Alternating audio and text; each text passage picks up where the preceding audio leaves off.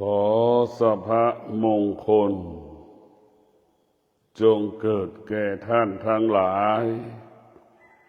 มีสติรู้สึกตัวบุคคลที่มีสติรู้สึกตัวก็ควบคุมความรู้สึกที่เรารู้สึกนั้นได้บุคคลที่ขาดสติรู้สึกแต่ไม่สามารถควบคุมความรู้สึกนั้นได้ บุคคลที่มีสติก็รู้ว่าเราโมโหรู้ว่าเราหงุดหงิดรู้ว่าเราชอบใจไม่ชอบใจให้เรารู้เมื่อเรารู้เราก็อยู่เหนือสิ่งที่เรารู้ถ้าเราขาดสติรู้เราก็จะเป็นทาสของความรู้ทาสสิ่งที่เรารู้ธรรมะของพระพุทธเจ้าให้เรารู้เรื่องธรรมชาติทั้งระบบธรรมชาติก็มีความจำเป็นมีความสำคัญต่อการดำเนินชีวิตของมนุษย์และสัตว์ทั้งหลายงัวควายช้างม้าก็ต้องพึ่งพาธรรมชาติมนุษย์ทั้งโลกก็ต้องพึ่งพาธรรมชาติพระพุทธเจ้าจึงเห็นว่าธรรมชาติมีความสำคัญต่อการดำเนินชีวิตของมนุษย์ต่อการมีชีวิตอยู่ของสัตว์ท่านทั้งหลายธรรมชาติที่นี้ก็หมายถึงแม่น้ำป่าไม้ภูเขามีความสำคัญต่อการมีชีวิตของมนุษย์มีความสำคัญต่อชีวิตสัตว์พระพุทธเจ้าจึงเป็นผู้รู้ความจริงของโลกสิ่งที่ไม่มีชีวิตก็ได้แก่แม่น้ำป่าไม้ภูเขาเป็นที่อาศัยของสิ่งมีชีวิตเป็นที่พึ่งพาของสิ่งมีชีวิตไม่ว่ามนุษย์และสัตว์พวกเราทุกคนธรรมะของพระพุทธเจ้าก็คือสร้างความสมดุลระหว่างมนุษย์สัตว์และสิ่งไม่มีชีวิตให้พึ่งพากันอาศัยกันไม่มีสิ่งใดที่สำคัญกว่าอีกสิ่งหนึ่งสรรพสิ่งทั้งปวงสิ่งที่มันมีอยู่เป็นอยู่เกิดขึ้นบนโลกใบนี้มันมีความสำคัญ มีความจำเป็นเสมอเหมือนกันหมดดังอวัยวะของเราตาของเราเจ็บมันก็มองอะไรไม่เห็นชัดเจนเดินก็ไม่สะดวกหูเราเจ็บก็สื่อสารการรับรู้ก็ไม่ชัดเจนมันเกี่ยวข้องกันหมดปากของเราลิ้นของเราเจ็บเราก็ไม่สามารถจะกินข้าวรับประทานอาหารได้แบบอร่อยสะดวกง่ายได้เพราะฉะนั้นสรรพสิ่งทั้งปวงมีความสำคัญต่อการมีชีวิตอยู่ของมนุษย์ทั้งโลกธรรมะของพระพุทธเจ้าบอกสอนให้เรารู้เรื่องธรรมชาติของอารมณ์ธรรมชาติของอารมณ์อยากได้อยากมีอยากเป็นเนี่ยเป็นธรรมชาติของมนุษย์ไม่อยากได้ไม่อยากมีไม่อยากเป็นเนี่ยเป็นธรรมชาติของมนุษย์อยากไปไม่อยากไปก็เป็นธรรมชาติของมนุษย์นี่คือธรรมชาติ บุคคลที่มีสติเป็นเรียกว่าเป็นไปตามธรรมชาติบุคคลที่ขาดสติไม่เป็นไปตามธรรมชาติด่างโคลนกลุ่มหนึ่งทำลายแม่น้ำป่าไม้ภูเขามันไม่เป็นไปตามธรรมชาติอีกคนหนึ่งไม่ทำลายแม่น้ำป่าไม้ภูเขารู้ว่าแม่น้ำป่าไม้ภูเขามีความสำคัญต่อการดำเนินชีวิตของมนุษย์และสัตว์นี่ให้ความสำคัญแบบนี้มนุษย์ที่ขาดสติก็ไม่เห็นความสำคัญของแม่น้ำป่าไม้ภูเขาจะทำลายแม่น้ำป่าไม้ภูเขาโดยไม่สนใจไม่ใส่ใจความเสียหายความหายนะที่จะเกิดขึ้นกับการทำลายแม่น้ำป่าไม้ภูเขาธรรมะของพระพุทธเจ้าก็คือสติบอกสอนให้เรารู้ว่าสิ่งที่มีชีวิตไม่มีชีวิตแม่น้ำป่าไม้ภูเขามีความสำคัญต่อการมีชีวิตของมนุษย์ทั้งโลกที่เราเรียกว่าสิ่งแวดล้อมมีความสำคัญต่อการมีชีวิตอยู่เพราะฉะนั้นพวกเราทั้งหลายเราต้องรู้จักหน้าที่เช่นบุคคลที่มีสติรู้จักคำว่าหน้าที่บุคคลที่ขาดสติก็ไม่รู้จักคำว่าหน้าที่บุคคลที่มีสติก็จะอยู่กับความจริงรู้เรื่องความจริงปฏิบัติตนตามความเป็นจริงเช่นพ่อแม่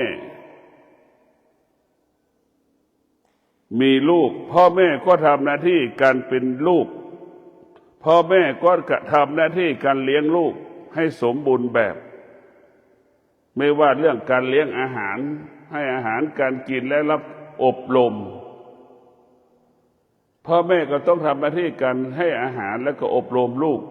สั่งสอนลูกคือหน้าที่ของพ่อแม่บุคคลที่มีสติก็จะรู้ความจริงอยู่กับความเป็นจริงพระสงฆ์ก็รู้จักหน้าที่ของพระสงฆ์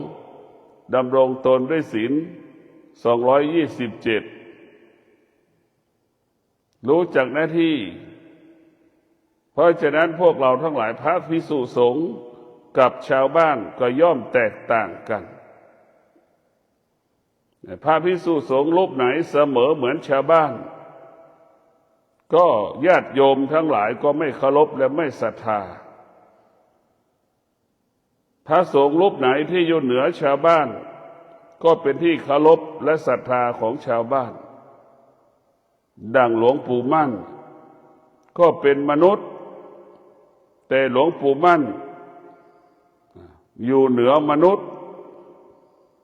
หลวงปู่มั่นจึงเป็นที่เคารพรู้จักของคนทั่วโลกเพราะฉะนั้นหลวงปู่มั่นจึงเป็นต้นแบบอย่างของพระปฏิบัติลูกๆหลานๆจึงปฏิบัติตามแนวทางหลวงปู่มั่นจึงปฏิบัติตนประพฤติตนตามแนวทางหลวงปู่มั่นที่หลวงปู่มั่นปฏิบัติเนี่ยพวกเราทั้งหลายเราเป็นมนุษย์โดยเฉพาะมนุษย์ที่เป็นผู้นำเช่นพ่อและแม่เรียกว่าพ่อแม่ก็ต้องยิ่งใหญ่กว่าลูกโดยเฉพาะพ่อแม่ต้องมีคุณธรรมมากกว่าลูกพ่อแม่ต้องประพฤติตนปฏิบัติตนเหนือลูกเช่นพ่อแม่มีความอดทนพ่อแม่มีวิริยะภาคเพียรในการประกอบอาชีพการปฏิบัติหน้าที่และย่อมชนะใจลูกเมื่อชนะใจลูกก็ย่อมเป็นที่เคารพรักของลูก เมื่อเป็นที่เคารพรักของลูกก็เป็นที่สงสารของลูกลูกก็มีความพร้อมที่จะช่วยเหลือพ่อแม่ที่มีคุณธรรมธรรมะเพราะฉะนั้นพวกเราทั้งหลายพ่อแม่ที่มีธรรมะเนี่ยพ่อแม่ก็เป็นต้นแบบเป็นแบบอย่างให้กับลูกลูกก็จะดำเนินตามที่พ่อแม่ปฏิบัติเพราะฉะนั้นพวกเราทั้งหลายสติจะทำให้เรารู้จักหน้าที่สติจะควบคุมให้เราปฏิบัติหน้าที่สติจะให้เราบรรลุเป้าหมายในการดำเนินชีวิตแต่ละวันแต่ละเดือนแต่ละปีแต่ละเวลาพวกเรามีสติเมื่อมีสติก็มีพลังเมื่อมีสติก็มีกำลังจะแก้ปัญหาก็พร้อมจะพัฒนาก็พร้อมเพราะธรรมะของพระพุทธเจ้าอยู่กับเรื่องปัจจุบันเป็นความจริงเรื่องปัจจุบันไม่ได้เป็นความจริงเรื่องอดีตไม่ได้เป็นความจริงเรื่องอนาคตเป็นความจริงเรื่องปัจจุบันให้ความสำคัญความจริงเรื่องปัจจุบันให้ความจริงให้เป็นความจริงเรื่องปัจจุบันให้รู้เรื่องความจริงปัจจุบันแต่พวกเราทั้งหลายเรามีสติรู้เรามีสติรู้อยู่กับปัจจุบันเรามีสติรู้อยู่กับปัจจุบัน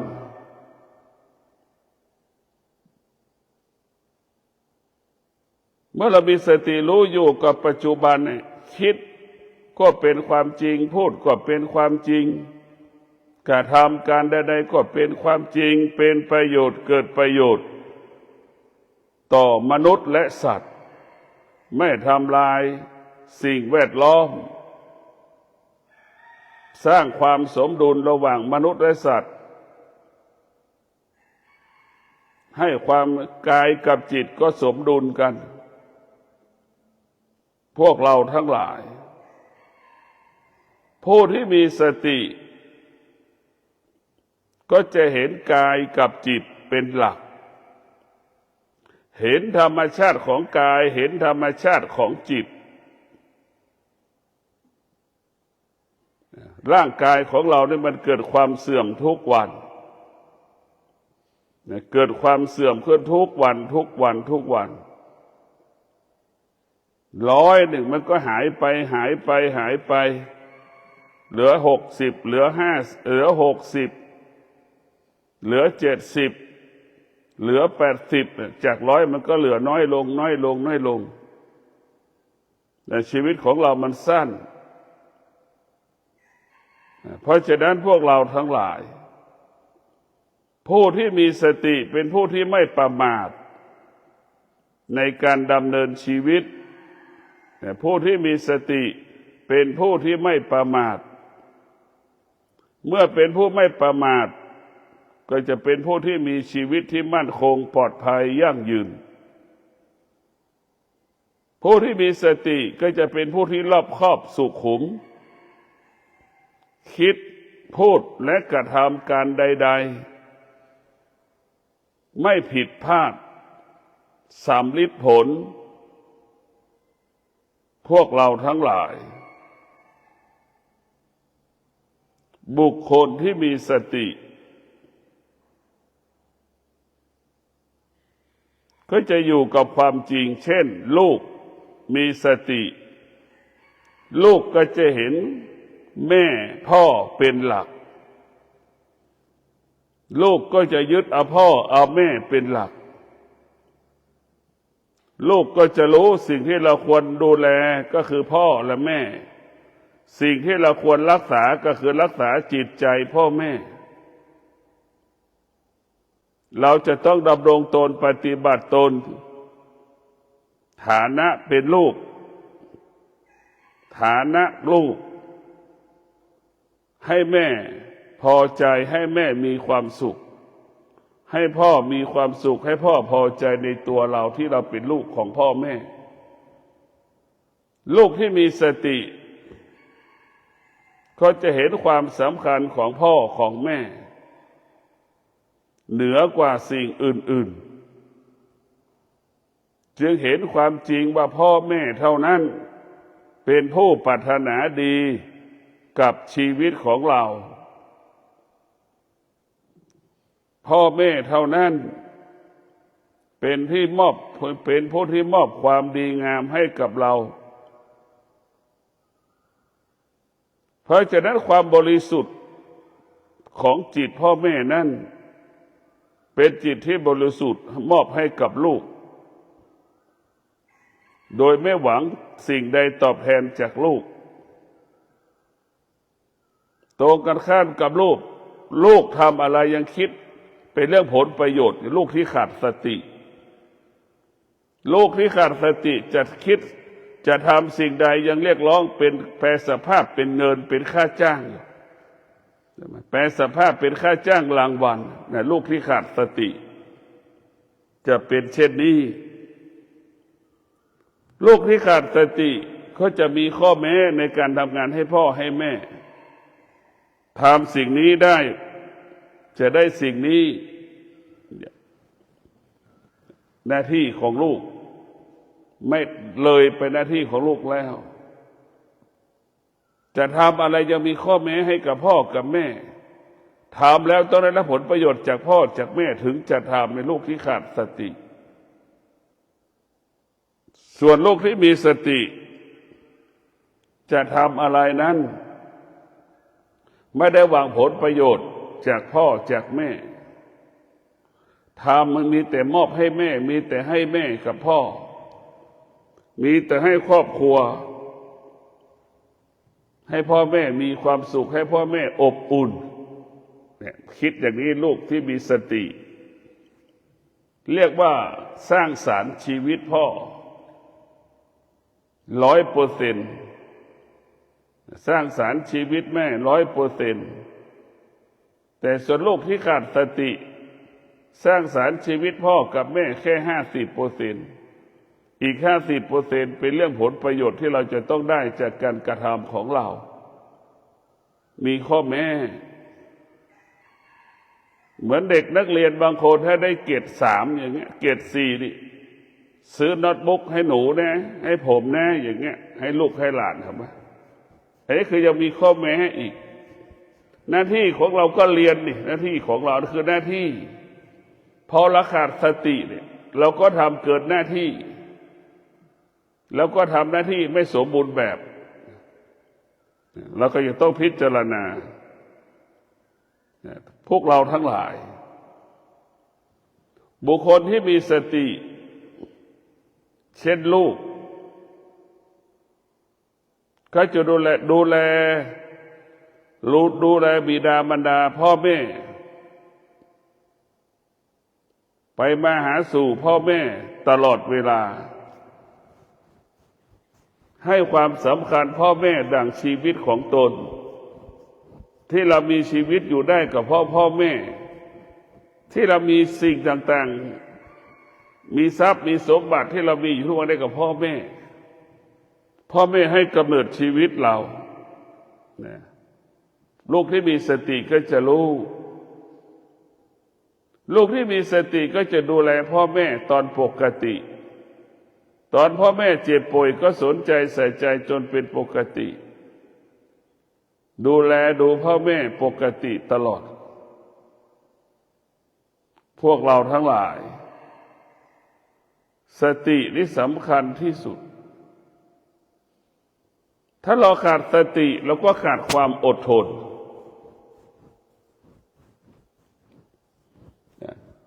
เราขาดสติเราก็ขาดความอดทนเมื่อเราขาดสติมันก็จะผิดพลาดเรียกว่าความผิดพลาดก็จะเกิดขึ้นกับชีวิตเราเมื่อเราขาดสติเหมือนนักเรียนนักศึกษากรุงเทพเห็นไหมขอขาดสติก็จะยิงกันตีกัน ชกต่อยตีกันฆ่ากันเราจะเห็นได้ว่าคนที่ขาดสติจะสร้างปัญหาตลอดเวลา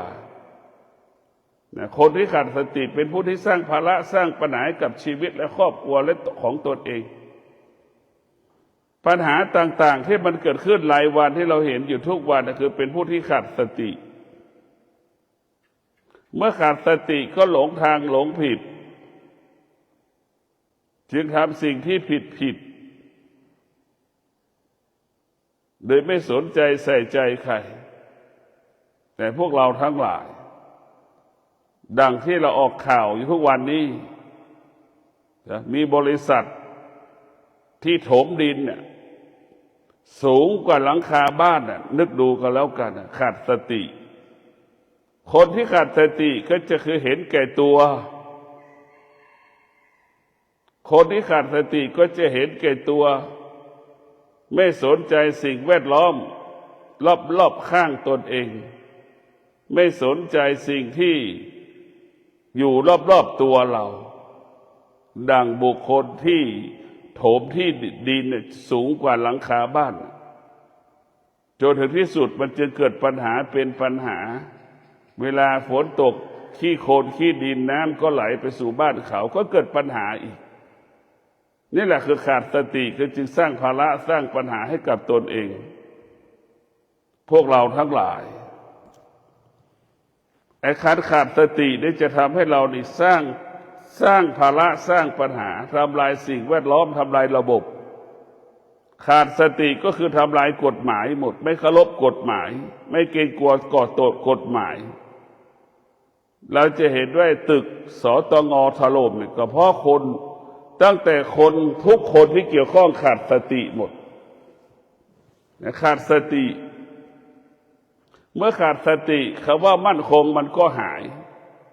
เมื่อขาดสติคำว่าคุณภาพมันก็หายมันจึงเป็นที่ปรากฏคำว่าตึกถล่มถ้าเรามีสติมันจะเกิดคำว่ามั่นคงมันจะเกิดคำว่าปลอดภัยมันจะเกิดคำว่ายั่งยืนคือการมีสติไอ้ตัวธรรมะเนี่ยเป็นสิ่งที่มีค่าสำหรับจิตใจเราธรรมะเป็นสิ่งที่มีคุณค่าต่อทางจิตทางกายเราจะเห็นว่าชีวิตของเราเนี่ยมันเป็นเรื่องของธรรมะทั้งหมดเราจะเห็นว่าตึกสตง.นี่มันไม่มีธรรมะเห็นไหมมันจึงทำให้ผิดพลาดในการดำเนินก่อสร้างเรียกว่าขาดสติตั้งแต่พูดเจรจาสื่อสารบุคคลที่ขาดสติมันก็เบียดเบียนทรัพย์เบียดเบียนสมบัติของบุคคลอื่นขององค์กรอื่นบุคคลที่มีสติจะรักษาผลประโยชน์ของชาติ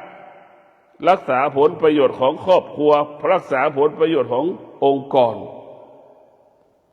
ตรงกันข้ามคนที่ขาดสติจะทำลายผลประโยชน์ของชาติผลประโยชน์ของคนอื่นองค์กรอื่นๆนี่แหละคือธรรมะมันจะบอกมันจะสอนให้เราเห็นสิ่งที่ควบสิ่งที่หง่าย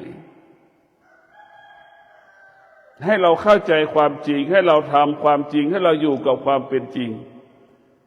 นี่แหละคือธรรมะที่แท้จริงจะว่าด้วยเรื่องความเป็นจริงปัจจุบันตัวสตินี่สำคัญที่สุดสติมันจะเป็นผู้ควบคุมจิตเราก็เหมือนแกะนั่นแหละสติเราก็เหมือนเด็กเลี้ยงแกะควบคุมแกะมันจะต้องควบคุมอยู่นั่นแหละแกะก็ไม่ถูกหมาป่ากินเพราะคนเลี้ยงมีสติดูแลแกะต้อนแกะให้อยู่ในฝูงตลอดเด็กเลี้ยงแกะก็คอยดูสังเกตหมาป่าจะมากินแกะก็ต้องดูระวังไม่ให้หมาป่ามากินแกะก็พยายามระวังให้แกะอยู่ในเป็นกลุ่มนั่นแหละคือตัวสติรู้ พวกเราทั้งหลายผู้ที่มีสตินี่จะเป็นผู้ที่เสียสละดังพ่อแม่เป็นผู้ที่เสียสละให้กับลูกตนเองคนที่ขาดสติ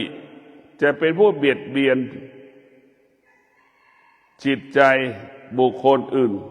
แม้กระทั่งลูกขาดสติก็เบียดเบียนพ่อแม่ทำให้พ่อแม่ทุกข์ใจ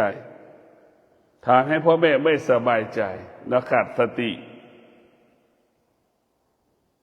พวกเราทั้งหลายธรรมะของพระพุทธเจ้ามันว่าด้วยเรื่องการจัดการบริหารการดำเนินชีวิตของเราการดำเนินชีวิตของเราแต่ละวันแต่ละเวลาจะต้องมีอาศัยสติเป็นผู้ควบคุมตลอดเวลาสติก็คือให้เรารู้สึกตัวเราเมื่อเรารู้สึกตัวเราก็จะคิดพูดและกระทำการใดๆก็สำเร็จผลทำการใดๆก็สำเร็จแต่พวกเราต้องมีสติรู้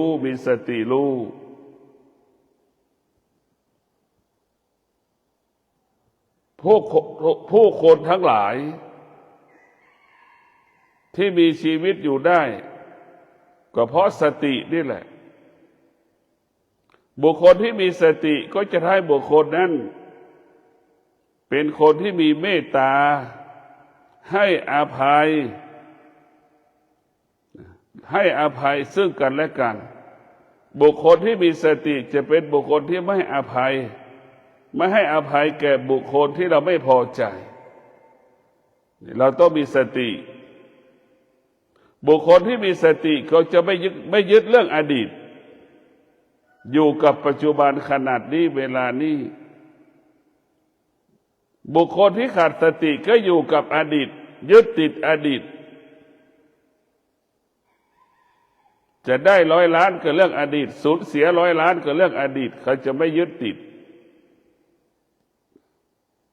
เพราะฉะนั้นพวกที่ขาดสตินี่จะเบียดเบียนตัวเองตลอดเบียดเบียนตัวเองทำลายตนเองดังคนยุคปัจจุบันกินยาตายฆ่าตัวตายทำลายกันเองก็เพราะขาดสติทั้งสิ้นเมื่อขาดสติมันก็ขาดความอดทนเมื่อขาดความอดทนความผิดพลาดก็เกิดเมื่อขาดความอดทนปัญหามันก็ตามมาเมื่อเราขาดความอดทนก็เหมือนเราขาดการป้องกันไข้หวัดโควิด-19 นั่นแหละถ้าเรามีความอดทน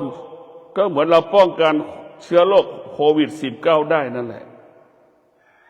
พวกเราทั้งหลายความอดทนนี่แหละจะทำให้เรา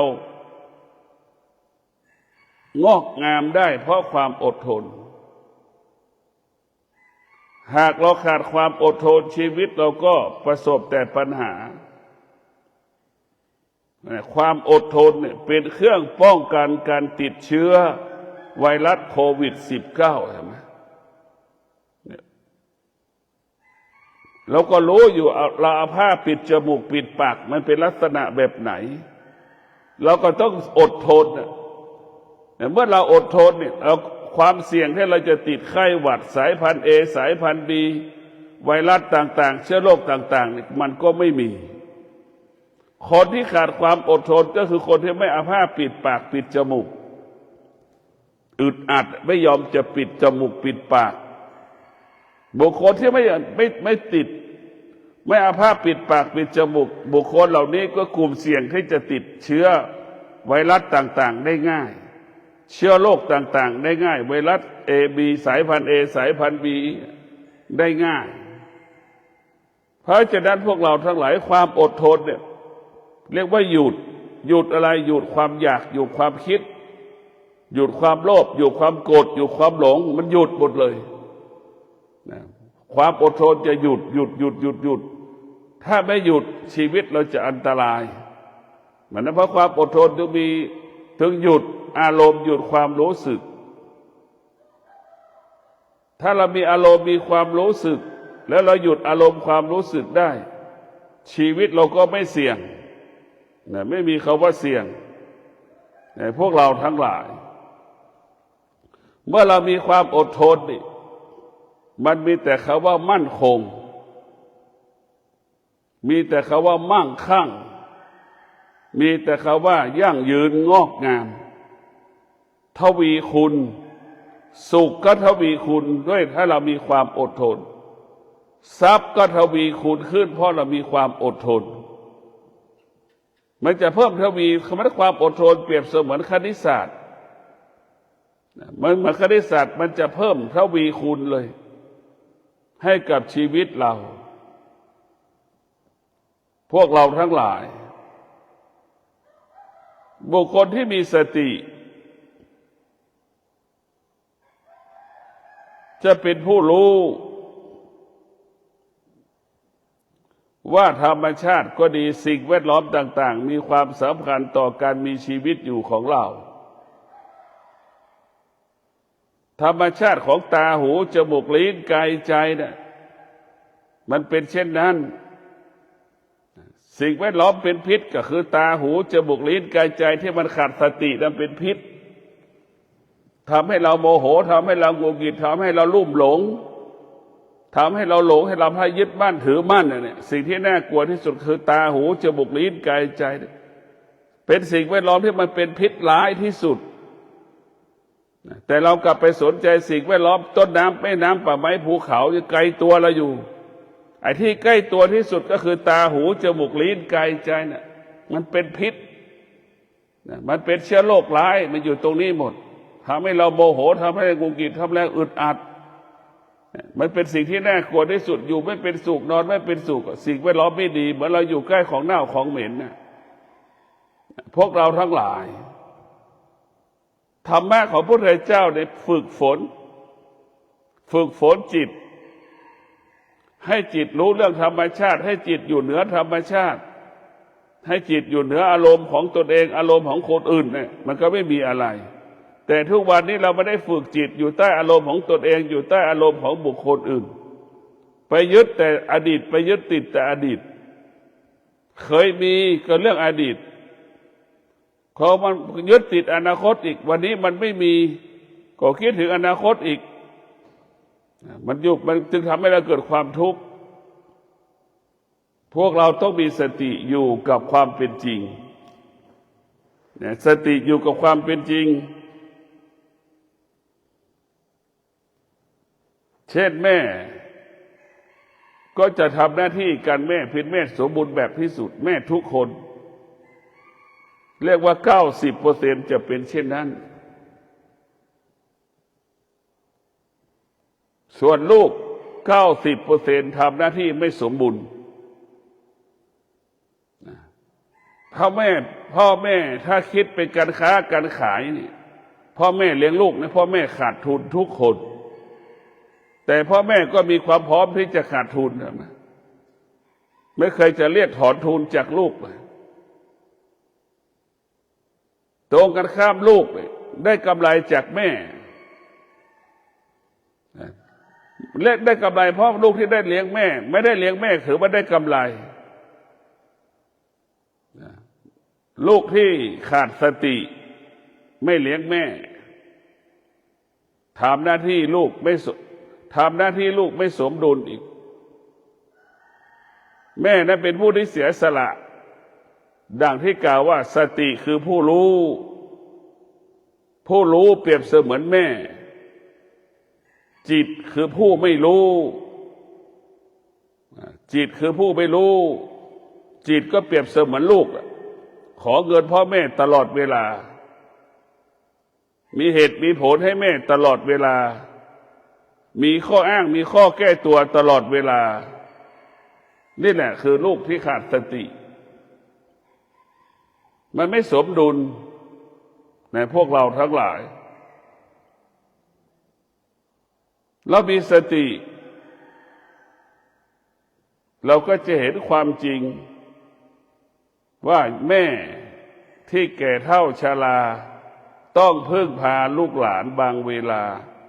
รู้ว่าให้ลูกหลานเป็นเครื่องมือของแม่ที่ยามแก่เฒ่าเหมือนลูกทารกแรกเกิด ก็ต้องอาศัยแม่แม่ก็พยายามเลี้ยงลูกให้เติบโตเติบใหญ่เช่นเดียวกับลูกยามที่พ่อแม่แก่เฒ่าชราลูกที่มีสติก็จะเลี้ยงดูพ่อแม่ตนเองตามฐานะตามความเป็นจริงเลี้ยงพ่อแม่ดูแลพ่อแม่ตามฐานะตามความเป็นจริงพวกเราทั้งหลายมันเป็นสิ่งที่ดีที่สุดก็คือธรรมะเนี่ยเป็นสิ่งที่ดีที่สุดเป็นสิ่งที่ประเสริฐที่สุดสำหรับมนุษย์โลกโดยเฉพาะสติเมื่อแม่มีสติแม่ก็ทำหน้าที่การเป็นแม่สมบูรณ์แบบพ่อมีสติก็ทำหน้าที่การเป็นพ่อสมบูรณ์แบบทุกๆเรื่องทุกๆอย่างลูกที่มีสติก็ได้รู้จักตัวเองทำหน้าที่ให้สมบูรณ์แบบนายจ้างรู้จักมีสติทำหน้าที่ตนเองสมบูรณ์แบบลูกจ้างมีสติก็ทำหน้าที่สมบูรณ์แบบในพวกเราทั้งหลายจิตของเราจิตของเรานะมันต้องการสิ่งที่ประเสริฐต้องการสิ่งที่ดีงามต้องการสิ่งที่งดงามธรรมะเนี่ยเป็นสิ่งที่งดงามเหมือนดอกไม้ธรรมะคือของหอมธรรมะคือของเย็นธรรมชาติมนุษย์ก็ต้องการสิ่งเหล่านี้ของหอมของเย็นก็คือของหอมของเย็นก็คือสตินี่แหละสติเปรียบเสมือนของหอมของเย็นสบายถ้าเรามีสติเหมือนได้อยู่ใกล้ของหอมของเย็นตรงกันข้ามเราขาดสติเหมือนอยู่ใกล้ของเน่าของเหม็นของเน่าของเหม็นไม่มีใครอยู่อยากอยู่ใกล้ธรรมชาติของมนุษย์ของร้อนไม่มีใครอยู่ใกล้เพราะฉะนั้นเราขาดสติเนี่ยเท่ากับอยู่กับของเน่าของเหม็นของร้อนมันมีกลิ่นเหม็นทรงกลิ่นเหม็นตลอดอย่างนี้พวกเราทั้งหลายมีสติรู้เมื่อเรามีสติรู้เราก็สามารถอยู่บนโลกใบนี้ได้อย่างงดงามบุคคลที่มีสติเนี่ยเป็นผู้ที่สร้างสรรค์ตลอดเวลาคนที่ขาดสติก็ทำลายเบียดเบียนตลอดเวลามันตรงข้ามกันพวกเราเรียกว่าสติเป็นธรรมขาดสติเป็นอธรรมเบียดเบียนถ้าขาดสติมีสติสร้างสรรค์ปกป้องคุ้มครองรักษาดังคนที่มีสติก็จะปกป้องผลประโยชน์ของชาติปกป้องผลประโยชน์ขององค์กรคนที่ขาดสติก็จะทำลายทรัพย์สมบัติของชาติเบียดเบียนทรัพย์สมบัติของชาติเบียดเบียนทรัพย์สมบัติขององค์กรและคนที่มีสติจะทำอะไรนี่ก็จะทำตามความเป็นจริงคนที่ขาดสติทำอะไรไม่เป็นไปตามความเป็นจริงอย่างตึกสตง.ไม่ทำตามความเป็นจริงจึงเกิดปัญหาเขาว่าตึกถล่มพวกเราทั้งหลายตึกเก่าๆที่สร้างมา30-40 ปียังมีความมาตรฐานกว่าตึกที่สร้างใหม่ของสตง.อีกนี่พวกเราต้องพิจารณาสติจึงเกิดคำว่ามั่นคงสติจึงเกิดคำว่าปลอดภัยดังวิศวกรไทยของเราสร้างตึกในกรุงเทพมหานครตึกที่เชียงใหม่เห็นไหมมันไม่ถล่มมันไม่ล้มนั่นแหละคือสติสัตถ้าเรามีสำนึกให้เรามีสติให้เรามีจิตสำนึกจะทำสิ่งนี้เพื่อให้คนอื่นมีชีวิตอยู่ปลอดภัยเราจะไม่เห็นการมีสติคือการไม่เห็นแก่ตัวไม่เห็นแก่ได้คนที่ขาดสติเห็นแก่ตัวเห็นแก่ได้คดโกงเหมือนดังที่เราเห็นได้ยินข่าวตึกสตง.นั่นแหละขาดสติเห็นแก่ได้ไม่ได้สนใจว่าความมั่นคงในท่านทั้งหลายถ้าตึกสตง.เสร็จแล้วพนักข้าราชการสตง.เข้าไปทำงานนี่นึกดูที่ประชากรในตึกสตง2,000-3,000 คนนี่ตึกมันถล่มเป็นนึกดูดิมันจะตายกันเท่าไหร่พวกเราทั้งหลาย มหาศาลนะพวกเราไอ้นี่โชคดีที่มันเกิดปัญหาก่อนพวกเราทั้งหลายต้องมีสติเรามีสติเราจะปกป้องเราจะคุ้มครองเราจะรักษากายของเราให้สะอาดหมดจดผ่องใสเท่ากับบุคคลที่มีสติเท่ากับรักษาทรัพย์สมบัติของตนเองรักษาทรัพย์สมบัติผลประโยชน์ของชาติขององค์กรหน้าที่ที่เรารับผิดชอบนี่แหละคือหน้าที่ของสติธรรมะจะบอกให้เรารู้ตลอดเวลา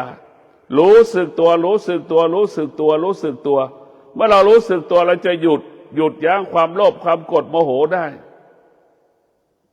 เราจะไม่เราต้องลดโทษอโหสิกรรมให้กับตนเองไม่เครียดแค้นกับบุคคลอื่นๆสิ่งอื่นๆท่านทั้งหลายมีสติรู้จากหน้าที่มีสติรู้ได้ทำหน้าที่สมบูรณ์แบบก็ขอให้ท่านทั้งหลายดำเนินชีวิตประกอบอาชีพปฏิบัติหน้าที่มีสติรู้สึกตัวมีสติรู้สึกตัวเมื่อเรารู้สึกตัวแล้วคำว่ามั่นคงคำว่าปลอดภัยคำว่าสำเร็จเกิดขึ้นแก่เราขอเจริญพร